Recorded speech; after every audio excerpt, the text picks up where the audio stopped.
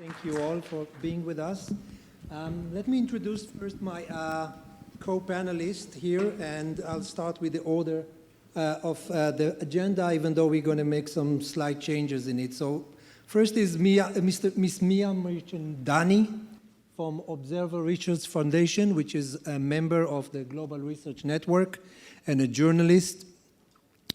Then Mr. Milo Comerford from the Institute for Strategic Dialogue, who is also a member of the Global Research Network, and followed by Michael Masters, who is the president of the Soufan group, and last but certainly not least, Miss Bettina Rottweiler from University College London. So thank you all. The bios of all of them are with you, so in order to save time, I would immediately start the discussion. Not before saying a few words about CTED, who we are and why are we here. So for some of you here are very, very familiar with CTED and are close partners of us. Some of you may heard about us, some may even not that. So CTED is a body of professionals that supports the work of the Counter-Terrorism Committee of the UN Security Councils. We have several mandates, but the one that is, the two that are very relevant to the reason that we are here today is a mandate on identification of global trends and challenges and support to the Counter-Terrorism Committee in developing policy. Basically, we are charged with identifying global challenges and then transposing them into policy advice that the members of the Security Council can take up as policy recommendations, as guidance, and sometimes even as Security Council resolutions that very often create a framework for those new challenges. And actually, I would say almost every challenge in the last almost 20 years in the counterterrorism space found itself somehow into the work of the Counterterrorism Committee and very often also to the resolutions of the Council. In order to do a good job in identifying trends and in providing policy advice, some 4 years ago, we decided to enhance our own capacity by connecting to researchers around the world that can provide us sometimes information and analysis that member states do not have. Sometimes they can even counter the views of member states. And they could also do a very important work in connecting our policy work to data, to research, and to analysis that is objective and very often sees things that government do not see or sometimes wish not to see. One of our founding members is the Soufan group, and we are extremely thankful to the group for allowing us once again to come to Doha and to sponsor a workshop which will be global in its scope. And we are also thankful to the panelists and to the government of Qatar for such a warm and wonderful hospitality. As I said, this panel will be global, and we will start with a global scoping of the links between terrorism and disinformation. And I want to start with you, Maya, and we'll go all the way east to New Zealand, India, and could you share with us what we're seeing in that part of the world on terrorism and disinformation? Thank you very much, David, and thank you all for having me here. I think, you know, I've said that Christchurch, the Sri Lanka Easter bombings, and the Pulwama attack in Jammu and Kashmir actually sort of bookend one part of this year as far as violence and terrorism is concerned. And all three of them, in different ways, essentially highlight for all of us the sort of continuous loop that we're seeing between technology, violent ideologies, and acts of violence that are being propagated, committed, and abetted by these networks that are thriving now. You asked about New Zealand, so I think, I mean, let's just go to what happened in Christchurch and the fact that this attack was unfolding. It was unfolding live on Facebook at the time. And the kind of global response one has seen after that, the Christchurch call to action, of which India is now a signatory as well, needs more people to say that, all right, we'll come on board, and governments, tech platforms, researchers all need to kind of come together and figure out what the gaps are and how we need to understand them. But I think also very importantly, what Christchurch did was, in a sense, split wide open a fault line that I see exists in conversations around violent extremism and terrorism, which is the emergence of right-wing violence. So whether it's white nationalism or white supremacy in the West, and as we saw in New Zealand, or when you move into South Asia, whether it is identity-driven right-wing politics, we see a lot of that in India that's playing out violently as well. I think Christchurch kind of underscored that. Sri Lanka, I think, tells us all that the ISIS threat is far from over. So what are the gaps that one, as a nation state, would you look at? India and South Asia, many a time, the sort of de facto response to the threat of violence is to shut down communication. To shut down the internet, to shut down mobile technology, to shut down, to say that this is being done as a preventive measure. Now, the question is, can we in the 21st century expect that a shutting down of communication in one geographical area, is it going to really make a difference to the larger problem? I think that's one of the questions that Sri Lanka also posed for us. As far as what happened in Pulwama in Jammu and Kashmir in February this year, I think what we've seen is a twofold problem in South Asia specifically. One is sort of the use of video, the use of online platforms and technologies to propagate, to eulogize, to glorify people like the terrorist who blew up a vehicle into a convoy of military men in February in India. That's on the one hand, and that continues to be a problem. But as far as, I think, in terms of the theme of this conference and disinformation that we're talking about, online disinformation, I think there is a need to recognize in India, and I know I'm not very popular for saying this, but a need to recognize that 30 people in India last year were killed as a result of mob lynching, and that mob lynching was fueled by rumors that circulated on WhatsApp. India has 400 million WhatsApp users, 270 million plus Facebook users. And there is a sort of an unchecked means of spreading. We've talked about some of the technologies and deep fakes and things like that earlier in the day, but the ease of spreading all this, information, a layperson isn't going to be able to tell whether something is fake or real. They'll believe, they're playing into confirmation biases, things like that. So we are seeing that problem emerge. It's something that is driven by polarized identity politics. It's something that's driven by political parties. It is something that is driven by sort of what in India we call, enmity between communities, which is punishable under the Constitution.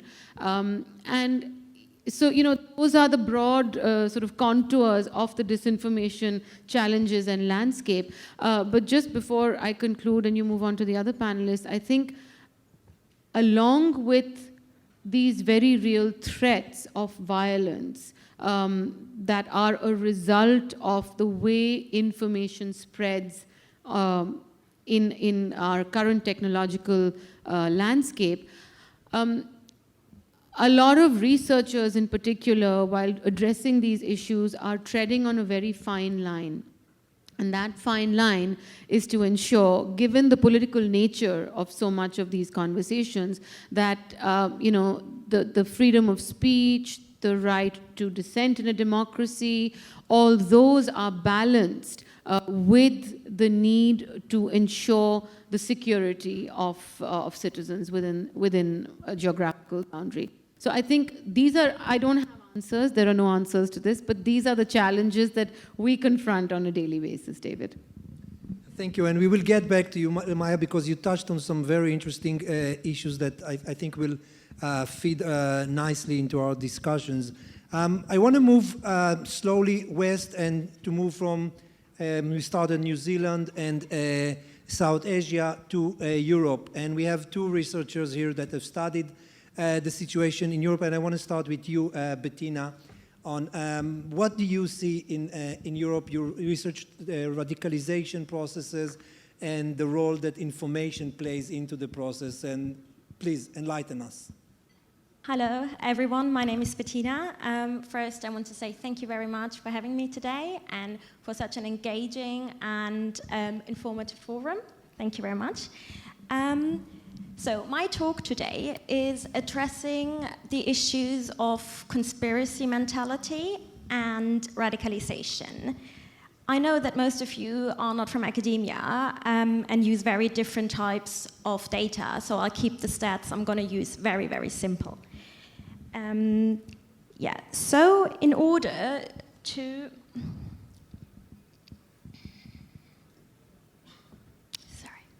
So in order to conduct our analyses, we collected nationally representative data in Germany, and that just finished in June 2019. So let's get back to the specific topic of today. We can define conspiracy theories as attempts to explain very distressing and complex events with references to secret plots conducted by powerful groups. That's how I would define it today. We also see that conspiracy theories are a way of coping with grievances such as perceived threats, lack of control, or feelings of powerlessness. Moreover, we see significant overlaps between people who endorse conspiracy theories and people who hold extremist views. And we see that this overlap is in that they share a highly structured thinking style, which aims at making sense of world events by providing very simple political solutions. Also, from qualitative research, we know that there is a tendency for people with extremist views to endorse conspiracy theories. But for me, it was interesting to find out, if we use quantitative data, if that significant relationship still exists.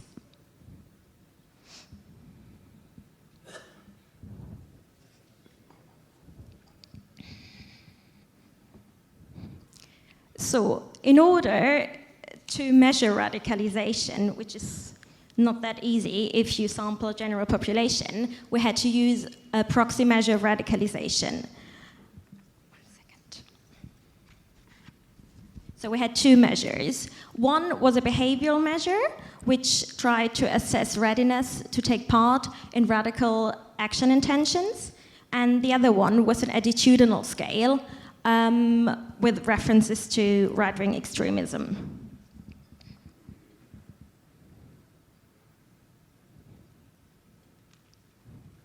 So our independent variables, as I mentioned before, we want to establish a relationship between conspiracy mentality and radicalization. We used a short generic measure of radicalization mentality.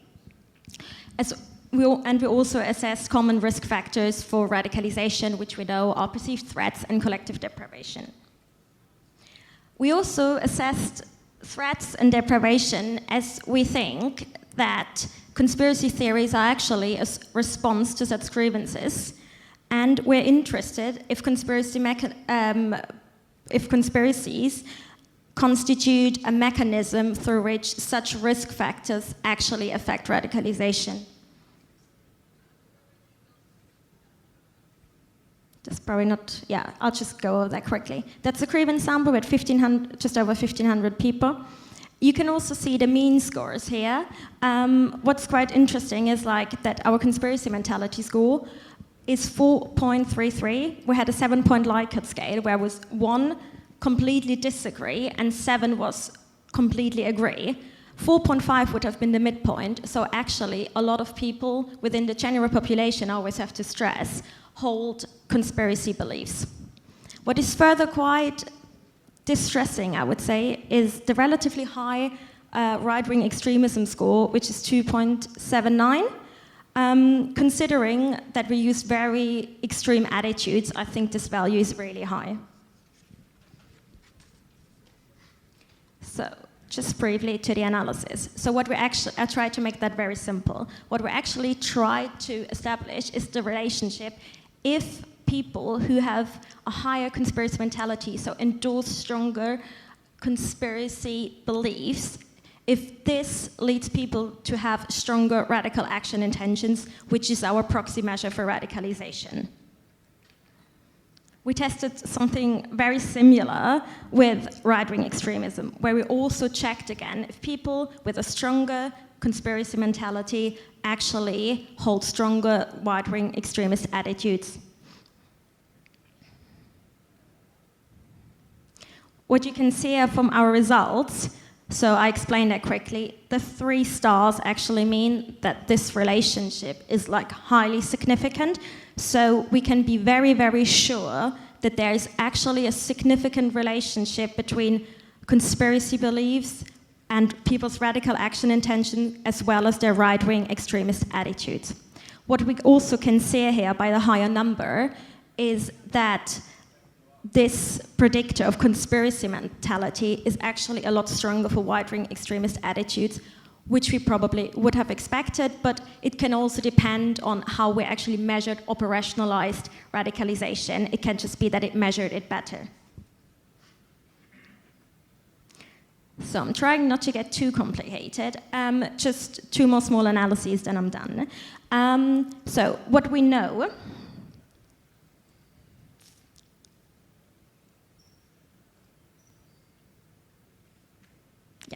So what we know actually from general radicalization research is that perceived threats are related to stronger radical action intentions.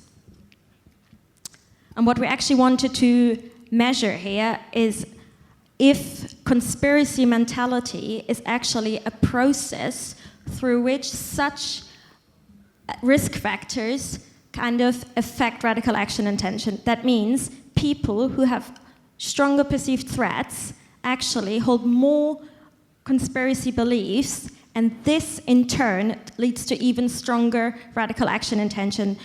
And I think this has like a really strong practical importance as well. What we can see here, that indeed perceived threats leads to more conspiracy beliefs and to more radical action intention, and that actually, when perceived are included as a risk factor, so when they're combined with conspiracy mentality, when we actually have like a person who's vulnerable to radicalization, who holds such risk factors, and this is combined with conspiracy beliefs, this actually becomes really dangerous, and this is where we need to do something. Same thing here, I just used a different highly significant predictor and risk factor for radicalization, which is collective deprivation. And here we have the same prediction, the same causal pathway, I would say, where we think that people who are more deprived or that more deprivation leads to more conspiracy beliefs, which in turn affects radical action intentions. And we have similar results. They are just even stronger for collective deprivation, which means when these two things are combined, they become particularly dangerous.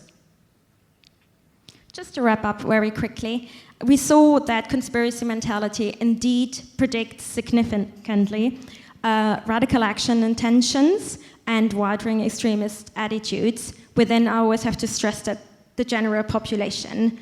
We also have seen that conspiracy mentality is actually a response or an outcome of certain risk factors, I would say grievances to radicalization, and combined they become really dangerous. Just to quickly say, or actually we talk about that later, there's just some quick policy note. We speak about that later. Okay, thank you very much. Thank you very much. Bettina, clearly the issue of conspiracy theories is a key element that we've seen it in Christchurch. I think we heard it also in the previous panel with the Great Replacement Manifesto, where this is always being used all the way back to the attack in Norway. And there is a vicious cycle around using conspiracy theories in order to mobilize individuals to action. I want to continue with you, Milo. The ISD has been deeply studied the work of extremists around Europe with different agendas, from extreme right to jihadist. What do you see? Do you see any links, or do you see any other ways that the terrorists are feeding those disinformation spaces? Thank you very much, David, and thank you to the organisers for a fantastically organised conference so far. I think we've picked up this morning on this recurring theme that globally we're seeing the forces of disinformation and division organising in an unprecedented manner. We're seeing intensive coordination to disrupt and co-opt elections in particular, but let's not just limit the conversation to elections. And we've also heard about how the internet has hypercharged these phenomena and created an increasingly hybridized threat. So in this context, I wanted to think about this nexus between disinformation and terrorism in a slightly different way. Firstly, I think we need to recognize that disinformation and terrorism are both tactics that are in some ways agnostic and can be used and mobilized by different ideologies and different agendas. But they do have something at their core, in that they're both fundamentally about spreading distrust, about polarization, and about undermining democratic processes in particular. Now, David, as you mentioned, the Institute for Strategic Dialogue has been looking at ways to analyze and to respond to this threat, and to look at this in a spectrum as well between extremism, terrorism, and disinformation. And in particular, there are two main axes for addressing this question that I want to get into. The first is about how disinformation is being used by extremist and terrorist groups, and we've had stories from Southeast Asia, from Australasia, from Europe about how this is happening. But the other axis is about how extremism and terrorism itself is becoming used by disinformation actors, and how these issues that are burning security issues today are being turned into wedge issues that are being mobilized and themselves are becoming part of this battle of ideas that we're seeing emerge along these new fault lines that we've been hearing about earlier. So before I launch in on those two axes, two key overarching themes that have come out from this analysis of the disinformation and terrorism nexus. The first is that this is an issue that is going beyond states. We're seeing a mainstreaming and a localizing of this challenge. It's no longer just to be viewed through the lens of international relations. And the second is that increasingly we're seeing it go beyond just narratives and content. When we talk about disinformation, it's very often about systems and architecture, particularly in the online space, rather than just individual pieces of untrue information. I think those are two things that I want to emphasize and we'll touch on throughout this presentation. So, how is this playbook that I mentioned about disinformative approaches being used by non-state malign actors? I want to start to pick up from Bettina's comments about the extreme right wing. And through our monitoring of European elections, we've seen a tactical adoption of this playbook. And we're seeing automated influence operations by far-right online militias taking place across Europe. We're seeing the weaponization of issues from anti-Semitism to Islamophobia to misogyny and racism. And we're even seeing this amplified through means of automation. Through our studies of the European parliamentary election that took place earlier this year, we saw hundreds of Facebook pages, hundreds of Twitter accounts, and hundreds of YouTube channels that were actively engaged in a new culture war around narratives that is increasingly internationalist, increasingly about collaboration between extreme right-wing groups across borders, and is shifting away from some of the tactics of information warfare that we've heard about earlier and towards narrative competition and promotion of these sort of culture wars around these wedge issues that have been identified. Everything from the role of Muslims in Europe to questions around immigration, but also issues like climate as well are being caught up in these kind of competitions of narrative that are increasingly characterizing the disinformation we're seeing today. So that's some of the kind of high-level trends that we've seen from analyzing a number of elections across Europe in the last couple of years. But we're seeing parallel tactics and trends take place on the Islamist extremist side of the equation as well. Both violent and non-violent extremist actors, from Hizb ut-Tahrir to ISIS, have been targeting Muslim voters across Europe, and ISIS targeted Muslim voters in America in particular to try and encourage a lack of participation in democratic processes and to drive a wedge between Muslim communities and majority communities across the West. We've heard in the last panel about some of the tactics that ISIS and Al-Qaeda were employing with regards to the narratives of disinformation they were spreading. I think that one thing that we noticed over the last few years is the commandeering of certain issues and even hashtags, the use of the Black Lives Matter hashtag, for instance, by ISIS to amplify and inflate the notion of threat that it has in Western countries. And like the far-right co-option of issues of freedom of speech, we're even seeing Islamist groups co-opting issues around freedom of religion, for instance, to try and mainstream their ideology, and even using structures like NGOs to add legitimacy to their campaigns and to really operate in this grey zone that we've been hearing about coming up again and again. I think a key part that David alluded to in his opening comments is about the reciprocal nature of the extremisms that we're seeing. And many of us are counter-terrorism scholars and policymakers in the room will understand this reciprocal dynamic in terms of the ways that different extremist ideologies feed into one another. And this is particularly the case at the nexus of disinformation and terrorism, where the far right and Islamist extremism become a self-fulfilling prophecy. You see anti-Muslim content feeding jihadist narratives. You see far-right groups galvanizing anti-Muslim attitudes, and Islamists isolating Muslim communities with some of these same malign influence tactics that we're seeing and have heard about throughout the day.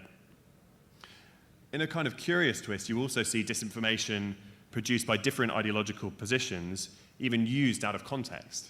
So one of the ways that we've seen this happen a lot is in the case of anti-Semitism, where anti-Semitic tropes produced by the far right will be reappropriated by the hard left, or Islamist attacks on Jews will be repurposed by right-wing actors.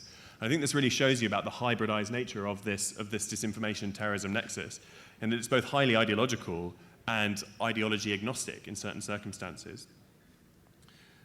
Extremism itself, as I alluded to earlier, is becoming a wedge issue as well, as these extremist groups seek to build on legitimate concerns about security to polarize and demonize. In Sweden, during our election analysis, we saw a forged letter that was fabricating government and ISIS cooperation. And you've even seen the far right retweeting Islamist propaganda to try and prove the inherent security threat that is posed by Muslims in European countries, according to these groups. We heard earlier about the conspiratorial mindset, and aided by this kind of disinformation approaches, it really does help to build out the ideological buy-in that these groups thrive off.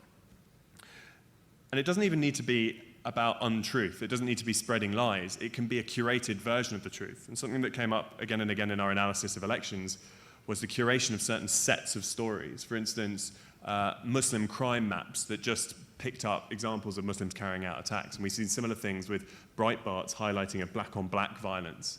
And so I think we're entering a much more difficult situation where we're seeing not just the need to correct untruths, but the need to break down these systems and these architectures that are about framing truth in a very specific way. And this is why I talk about the shift in disinformation from the more traditional information operations approach towards this kind of narrative warfare and this battle of ideas, and even these extremist groups using the framing of a battle of ideas to make it seem as if we are seeing a kind of fair game particularly in the online space. But as I'll get onto later when we talk about policy recommendations, actually the online space is very skewed, and it's not a level playing field at all. And I think that's a key part of how we understand how we're going to respond effectively to this challenge.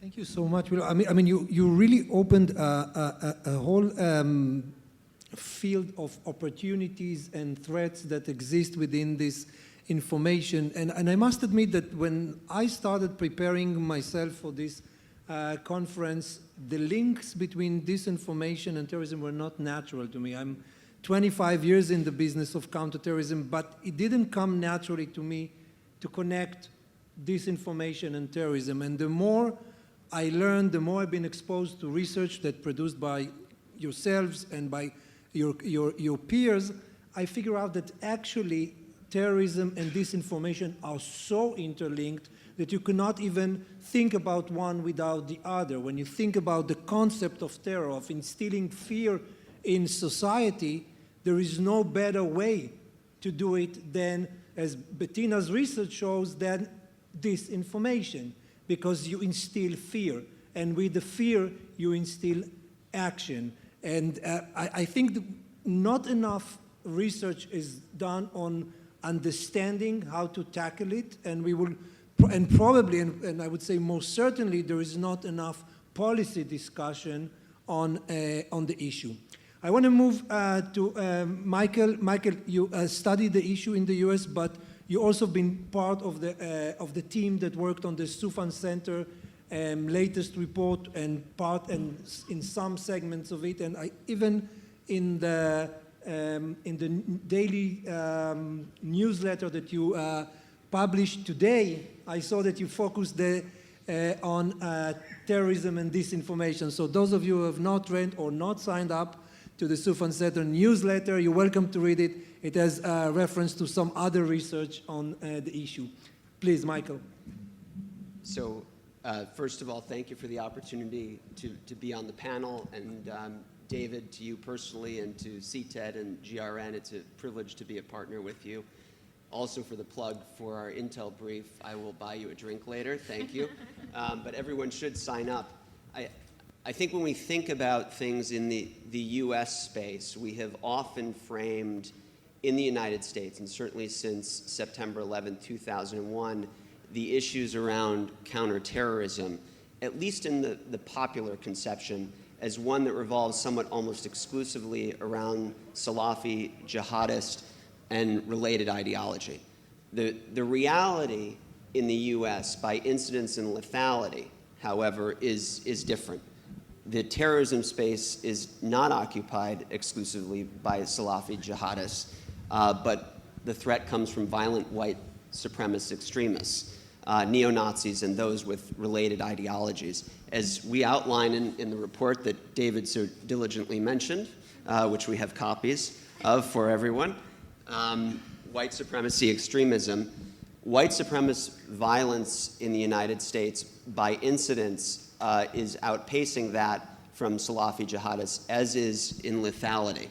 Since September 11, 2001, of the 85 incidents in the data set where violent extremist attacks resulted in homicides or murders, over 73% were committed by white supremacist extremists.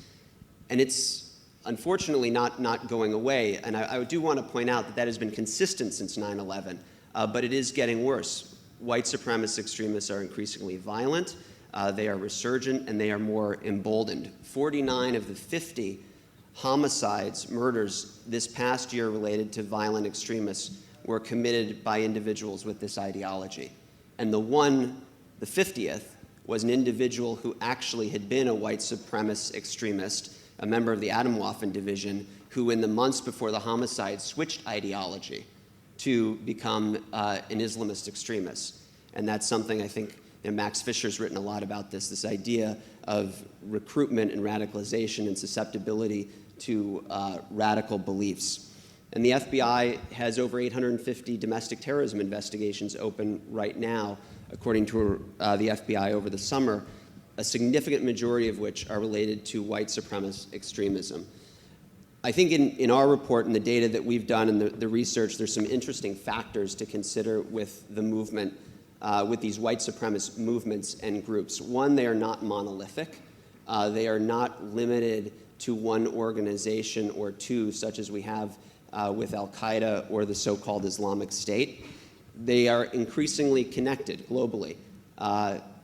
Casper's presentation immediately before, when he was talking about the Ukraine, by our count, there are about 17,000 individuals who are fighting from Ukraine from over 50 countries that adhere to that white supremacist extremism belief set.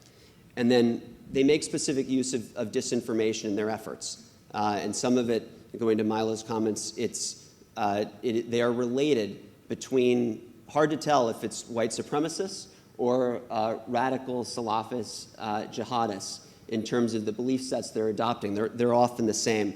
Lastly, one thing that's complicating, one factor which is interestingly complicating the situation in the US is that we have an interesting phenomenon of members of white supremacist extremist groups who are actually, should be the individuals who are prosecuting, investigating, or dealing with white supremacists, namely individuals in law enforcement and the United States Armed Forces, that we've seen a recurring and expanding problem in the US with individuals who belong to those organizations who hold these viewpoints. We include in the report a number of interesting case studies. And we include Norway, and we also include New Zealand. One that we reference, but I want to bring it up in a little bit more detail today because for the US mindset, it was sort of pivotal in recognizing this connection with disinformation and the problem of white supremacist violence is an incident that happened just about a year ago. And that was the October 27th attack in Pittsburgh, Pennsylvania, where a white supremacist extremist walked into a house of worship, a Jewish synagogue, and opened fire, killing 11 and injuring 6, including 4 responding law enforcement officers. Approximately 22 minutes prior to walking into that synagogue, the offender posted his final tirade on Gab, a social media platform similar to Twitter, popular with the far right, between about 450 to 800,000 members. The offender was fixated on a non-governmental organization known as the Hebrew Immigrant Aid Society, or HIAS. HIAS is roughly about 100 years old. Their mission is to resettle immigrants and asylum seekers, a significant number of whom are Muslim, in the United States.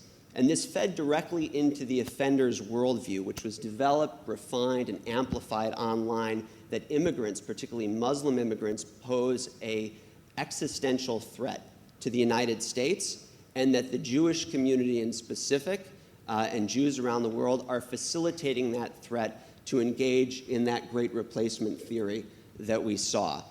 And he put on in his post, HIAS, the offender told his Gab audience, likes to bring invaders in that kill our people. I can't sit by and watch my people get slaughtered. Screw your optics, I'm going in. We could spend a lot of time parsing out the nuances of that statement. I'll just point out, I think the invader language is interesting because it has increasingly worked its way, as we've seen so much of the language of these white supremacist extremists, into the popular conversation about invasion of immigrants and a wall conversation that carries on. And so what did he do? He went in. And what resulted was the most lethal targeted attack on the Jewish community in US history. Related to the confluence argument that Milo was making earlier, it's interesting that in the days after that attack, a search for the word Jews on Instagram displayed roughly 12,000 posts with the hashtag Jews did 9/11. That confluence between a popular trope in the Islamist extremist world along with the far right and white supremacist world.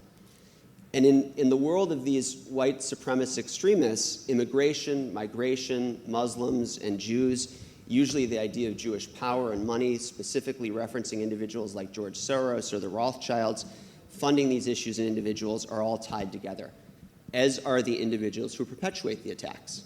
So to New Zealand, the offender in that Christchurch's massacre, his manifesto, which focused on immigration and migration conspiracy, he had drawn inspiration from the offender in the Charleston, South Carolina church shooting in the United States, a young man that sat through a church service, an hour into the service, pulled out a firearm and murdered 9 black Americans.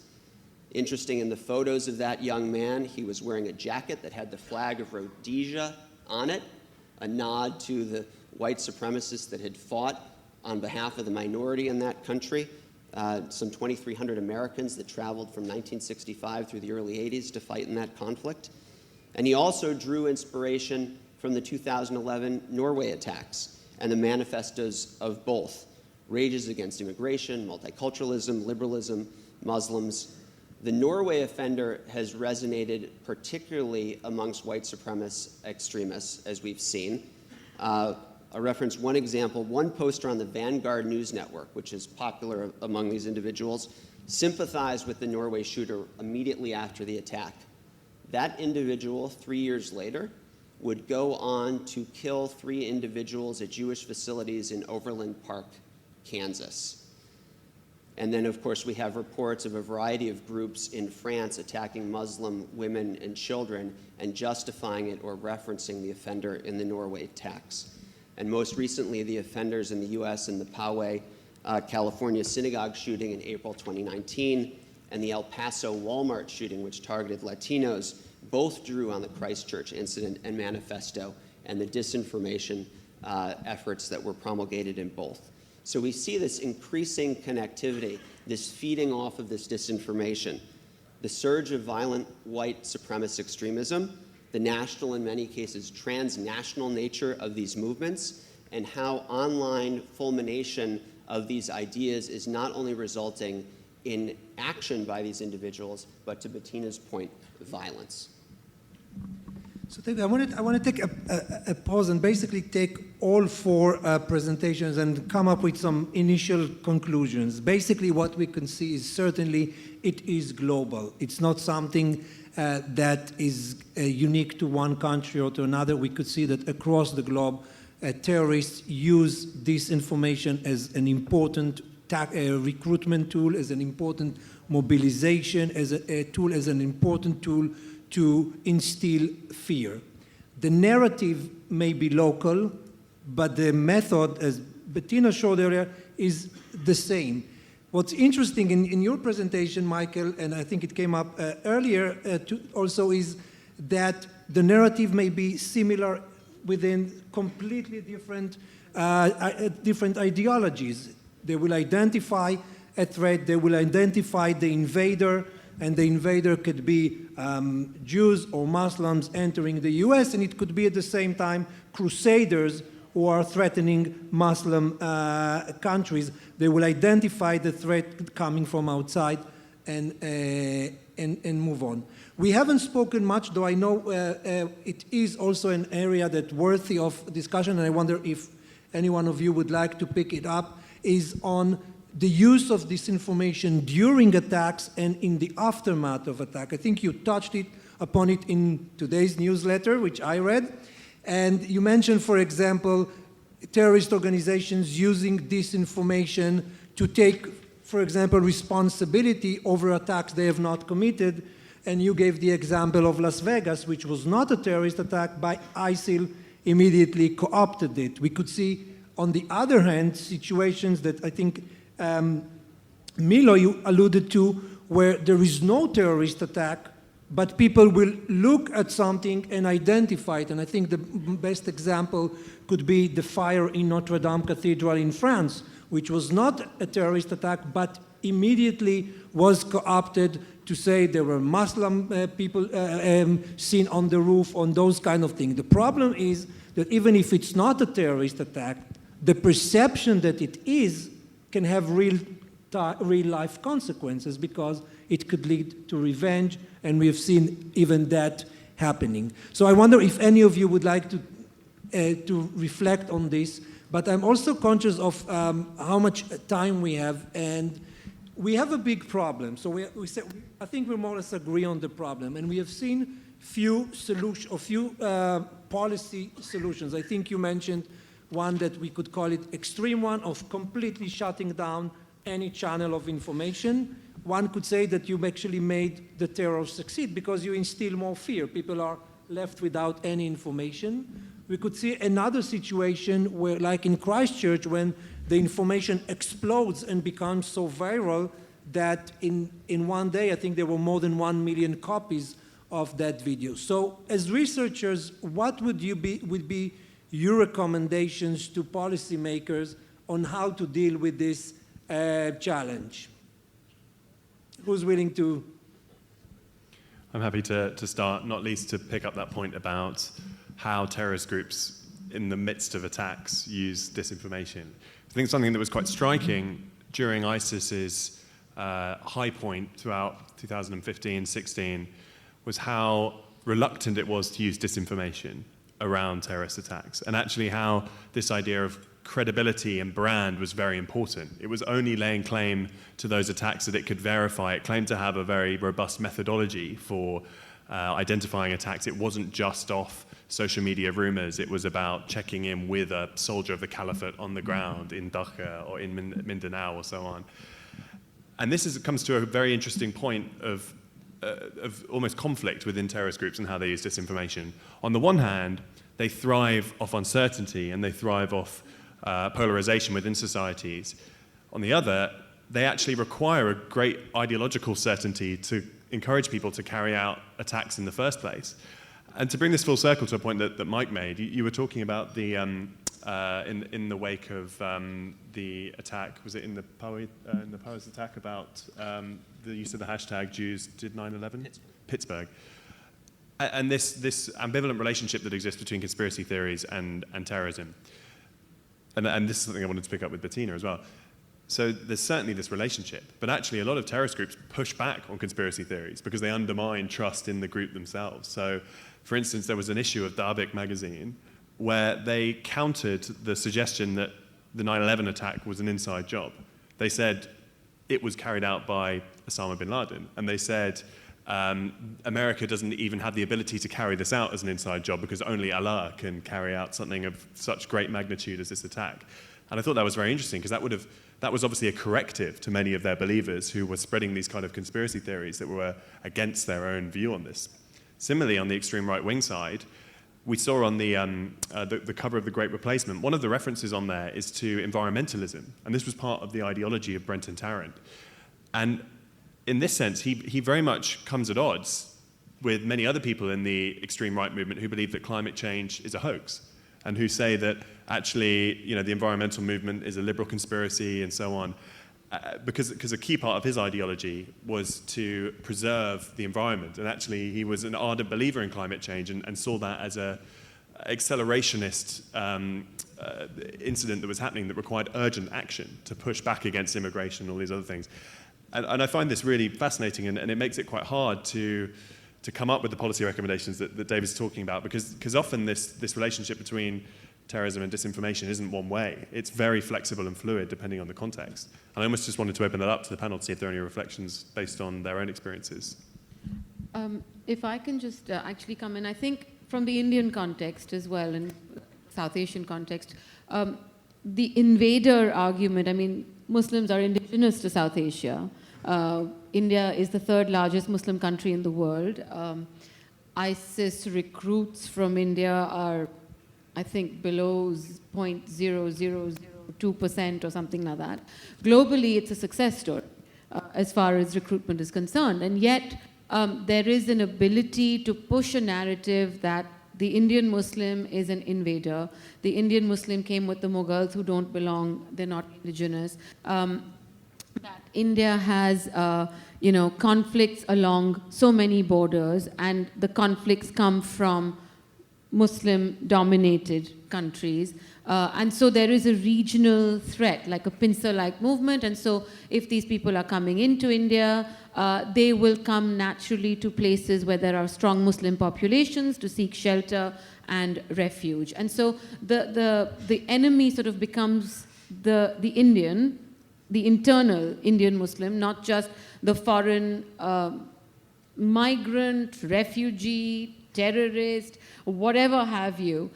So, that conversation shifts. And just to add to the challenges about, regulation or policy, I think disinformation is one part of the argument, because it's, as you said, it's not necessarily all false. It's curated information, decontextualized and arranged in a way that suits somebody's individual bias or a collective's individual bias. And then that feeds into a cycle of hate speech. And I come back to this because I really always ask, what are the platforms doing? What are they capable of doing? You know, they all say they have community standards and guidelines and what's allowed, what's not allowed, applicable, and yet you see a proliferation of abuse. In the case of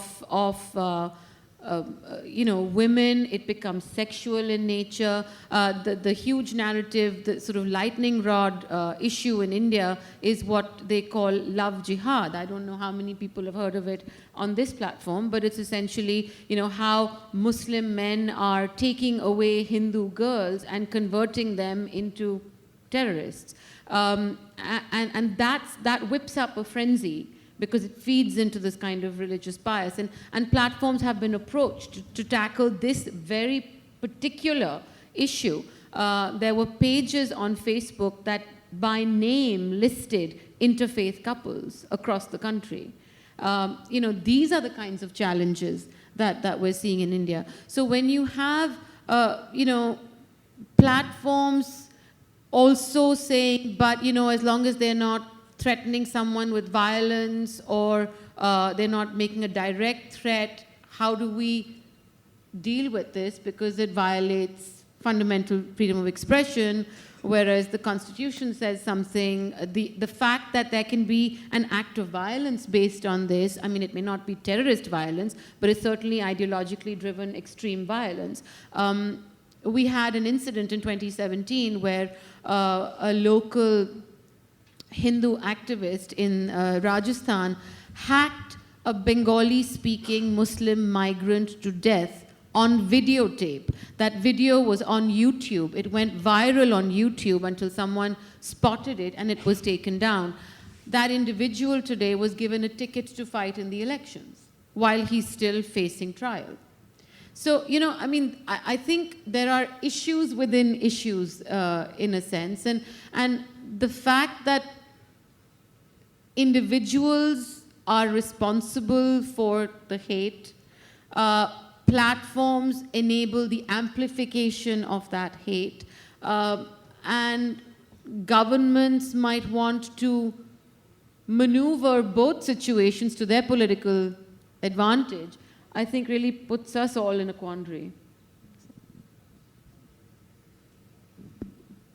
Well, I'll pick up on the technology piece. I think one of the components that the report discusses is the need to push the technology companies. I mean, I think that they are getting better. In the first quarter of 2019, Facebook removed something like 6.4 million pieces of terrorist or violent extremist propaganda, 4 million pieces of what it considered hate speech, and over 33 million pieces of violent or graphic content. So I think, you know, one part of this is having an honest conversation, because you often hear, or we have heard from the technology platforms, well, we have to offer a space for speech, for free speech and neutrality.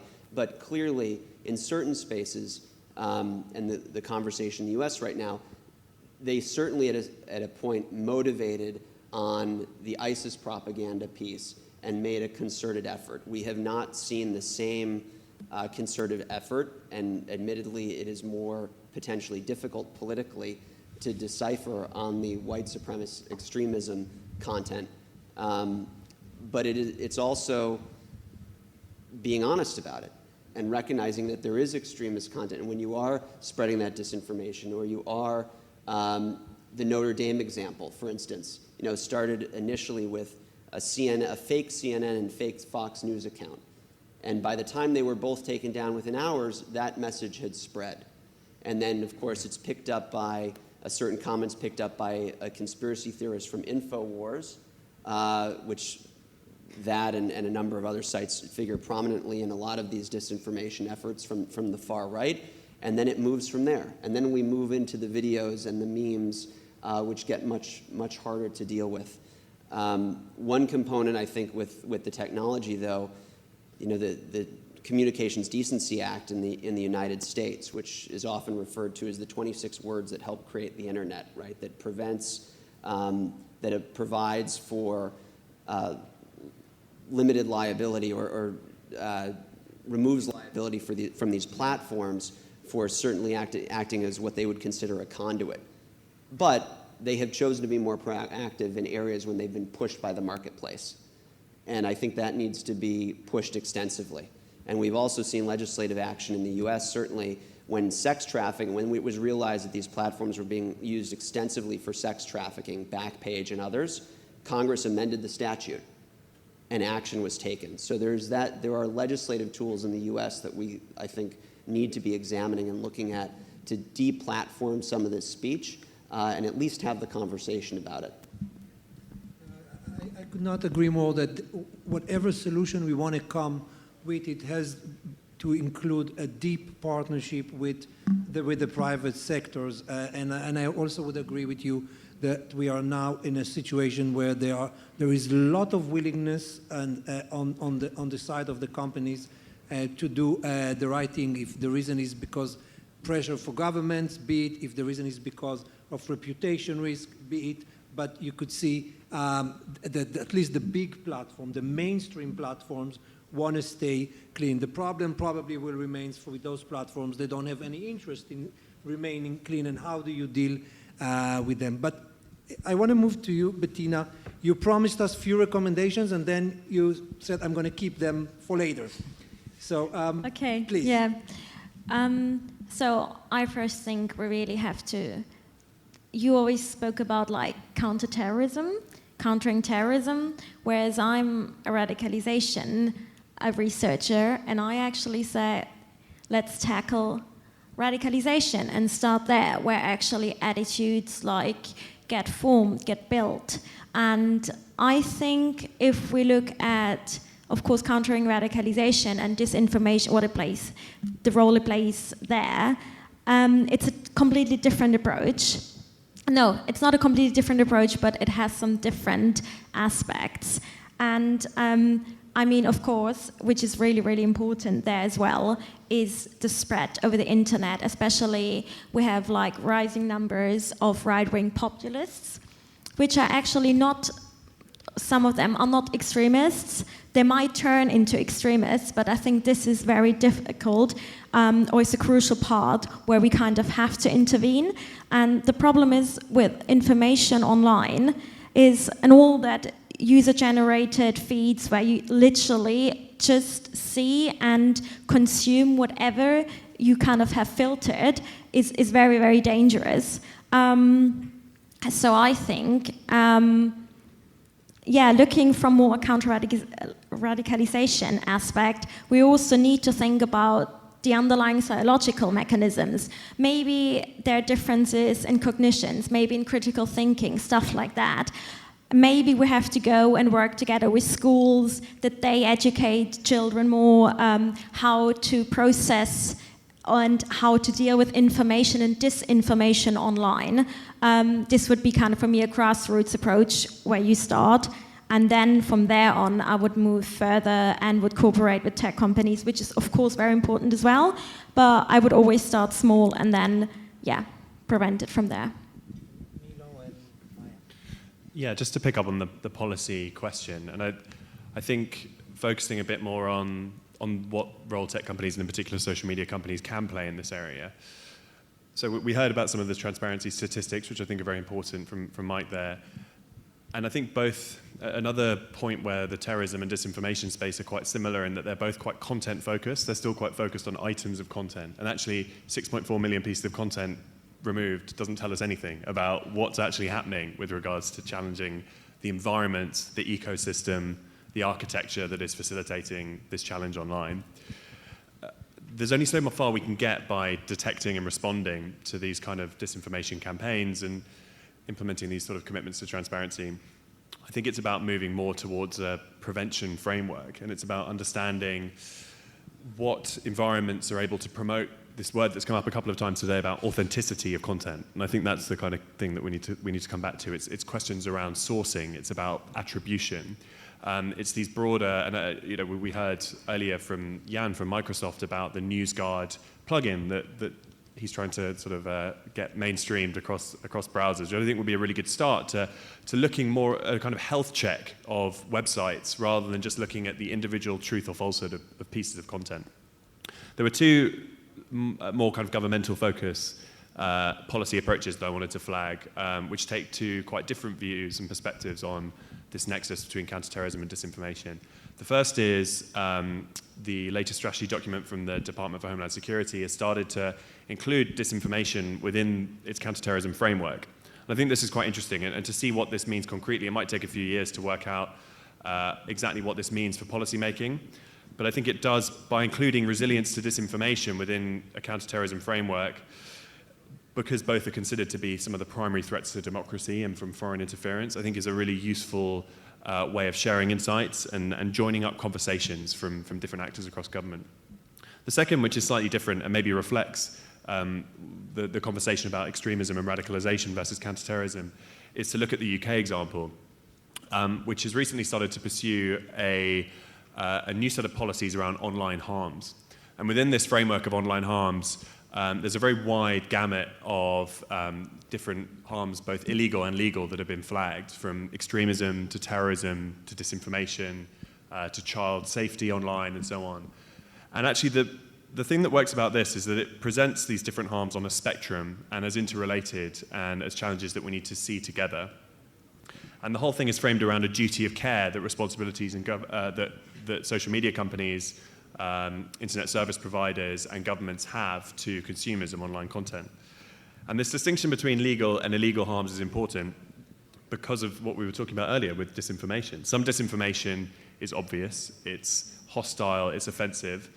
Other bits of disinformation are insidious, they are subtle, they are more political.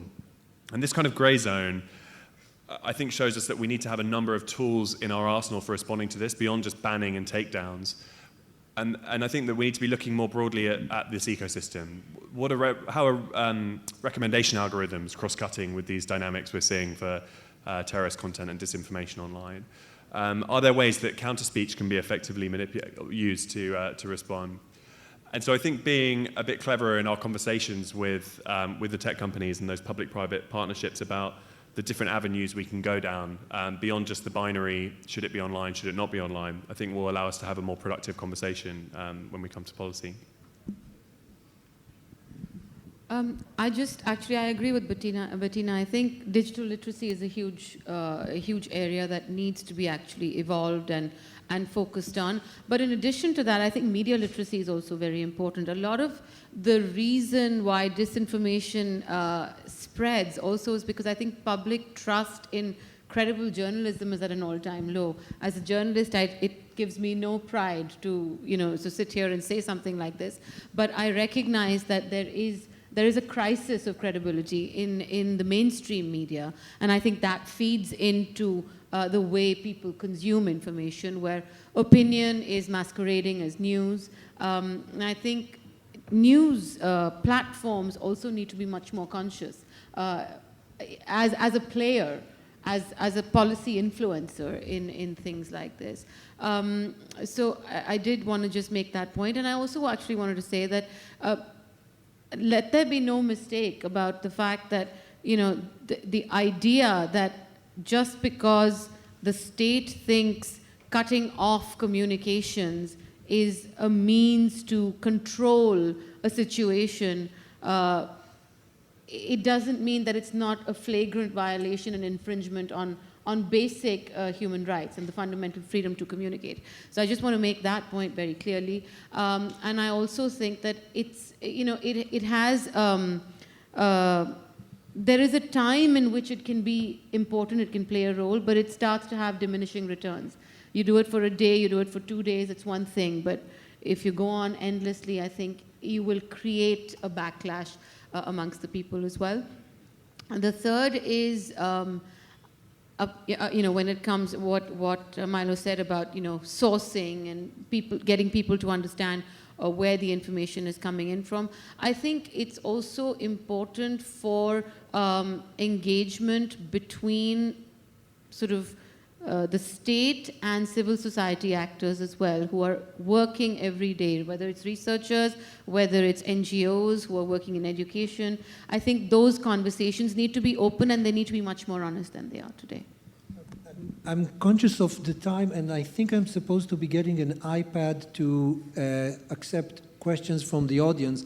But before, if anyone could send it over to me, that would be great. But you touch on an issue that we haven't talked almost at all, but it's extremely relevant to the conversation. We talked almost the entire hour about the way terrorists are using disinformation for their purposes. But the title of this session is The Nexus Between Counterterrorism and Disinformation. And the question I want to pose is, what about states using disinformation to justify counterterrorism measures? What happens when the state, for example, marginalizes certain communities and spreads rumors about their loyalty, about the fact that they are not part of our community, in order to justify the fact that they pose a heightened security risk, in order to justify certain measures? What happens when a state recognizes human rights defenders as potential terrorists and put in place definitions of terrorism that make all these human rights defenders... And place charges of treason on them as well. That's the next step, after designating them as terrorists. It's happening. So aren't we in a world where everybody, I wouldn't say everybody, but the tool of disinformation is being used by whoever can use it for its own purposes, and sometimes you cannot even put bad guys from good guys and say they are using it, we're telling the truth. Sometimes the states are also using those tools. A bit provocative, but anyone willing to take it up? I think I would just reference, I mean, one of the weaknesses of a democracy is, if we go back to September 11th in the United States, I don't know that it was the U.S., the government that was taking up on disinformation, but there was a public feeling of responsibility, and a lot of actions were taken, a lot of criticism faced, and things like the Patriot Act and actions taken formally by the U.S. government, which were perhaps not grounded in reality nor good policy, but they were a reflection of public sentiment at the time. And that's something that we have to constantly guard against. And I think as these disinformation campaigns within social media platforms drive public opinion or move public opinion, that becomes a real danger in not just autocratic governments, but in democracies as well, and it requires populations to come together. Those, going back to my initial remarks, those populations that are impacted. In the white supremacist extremism context, I don't think that they care whether they walk into a Jewish synagogue or a mosque or a gurdwara or an African American church. We are all, in some respect, their adversary. And so it's critical, as I think about my other role with the Secure Community Network, that we create frameworks which protect and secure the community and help government make good decisions. I think we have some questions from the audience. Or... Oh, the icon is not fun. Okay. So are there any questions? Or we have exactly 50 seconds. So if anyone, maybe we could take one or two questions very quickly and then wrap up.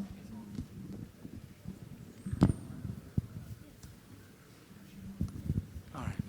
Thank you very much. It was an absolutely passionating panel. I just wanted to jump on what Milos you said. I think it was very interesting, because what you mentioned was the connection between a certain reality in people's identity with conspiracy theories.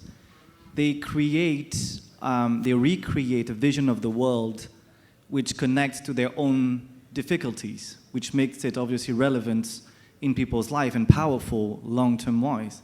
And they do that both in right-wing extremists and jihadist extremists. So what my point is, and this is my questions for all the panel, when you have people believing that capitalism, Jewish, Hillary Clinton, or someone else, all together linked in a vast magma, are responsible for their own living condition and inability to thrive in this society, or just to connect or have their voice heard, where does the government's, Occidental governments I mean, responsibility lie into spreading, what you mentioned, authentic voices, or how can you measure or better responsibilize these governments with respect to the messages they're giving? Because for the moment, their credibility, even the legitimacy in people's minds is very, very low. Just a quick reminder, one statistics, 2 out of 5 young people in the US think that dictatorship is more relevant for their political future than democracy. So we are at this stage, I think. So I just wanted to have your opinion on I've that. actually measured something very similar, and we had similar results for Germany. Just for that, what you said today. Anyone before we? I think we are over time, so very quickly, and I think we'll have to wrap up the panel. So please, Milo. Sure. Yeah, no, happy to respond to that. That's a great question. And what you were describing in terms of conspiracy theories, these kind of very elaborate worldviews that make sense of people's individual challenges and grievances is as true for extremist ideologies as it is for conspiracy theories, and another point of overlap that is very important. And yeah, I mean, the point about who is the most credible actor is central to this question when responding to this. If the government walks over to someone and says, no, this has nothing to do with Hillary Clinton, this has nothing to do with a cabal of Jewish capitalists who control world affairs, that's going to have no effect, and actually in some cases can even re-entrench these sort of perceptions that people have. These whole conspiracy theories are based in binaries, often that pit the government against the individual. In the last panel, we heard a lot about actors, credibility, gatekeepers, who are the best people to be able to tackle these sort of narratives. And I do think that government's primary role in doing this and fostering resilience, and we heard about education and so on, and in terms of counter-speech, is to empower civil society, who are much, much more effective actors in being able to tackle these kind of narratives. And not just tackle them, not just to say it's not got anything to do with the Jews, or all Muslims are not terrorists, but rather to provide a more powerful and compelling counter-narrative that is nuanced but also still strong. Because actually saying it's more complicated than that is never going to be a kind of effective answer. So it really does have to be a sort of mainstreamed approach. It really does have to be about engaging lots of different people. There's no single surgical answer to conspiracy theories or extremist ideologies. It's much more of a market-based approach. It's about flooding the market with different perspectives. And actually, I think government's role isn't so much about sort of direct response and action as much as empowering that marketplace so that it can be sufficiently regulated and well-equipped to deal with the scale of the challenge. So with the words that you used, Milo, it's complicated, or it's more complicated. I think we could summarize the session. The challenge is extremely complex. It's not something that we could have hoped by the end of this session to come up with a list of policy recommendations that will solve the problem. Clearly, we're far away from that. But even to identify that this is a complex challenge and not something that could easily be solved is a huge step forward. And for that, I really want to thank, and I hope you can join me in thanking the great panelists that we have here. It's been a fascinating and very enriching discussion, which I hope we can continue through the GRN and through the coffee breaks that we will have very soon, I think, right? Thank you very much.